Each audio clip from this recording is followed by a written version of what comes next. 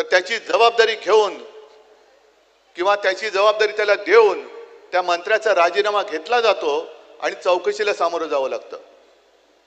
मी सुद्धा मुख्यमंत्री असताना राजीनामे घेतले।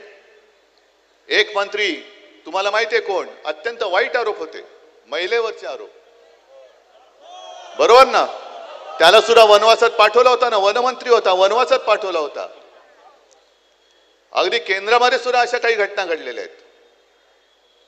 मनोहर जोशी मुख्यमंत्री असताना 5 मंत्र्यांचे राजीनामे, शोभाताई फडणवीस, शिवणकर होते, घोलप होते,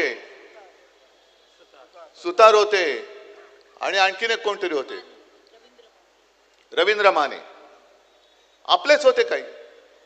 पण तरी देखील तेव्हा शिवसेना प्रमुखांनी सांगितलं होतं की असं नाही चालायचं, जनतेच्या मनात संशय आहे, तुम्ही निर्दोष आहात ना, राजीनामा द्या, चौकशीला सामोरे जा, त्याच्यात निर्दोष असलात तर मी तुम्हाला पुन्हा मंत्रिमंडळात घेईन। याला म्हणतात कारभार, याला म्हणतात मग ते जे काय आहे ना शब्द जनताभिमुख। आता जनताभिमुख नाहीच आहे, नुसतं पैसे गिळणारं मुख आहे यांचं। ज्या पद्धतीने नुसते आरोप नाही केले आपण, अंबादास दानवे आहेत, अनिल परब आहेत, पुराव्यानिशी सभागृहामध्ये यांची लखतर आपण वेशीला टांगली होती, पुराव्यानिशी। कोण डान्स बार चालवते, आमचा मंत्री, कोण बॅगा घेऊन बसले, हा आमचा मंत्री।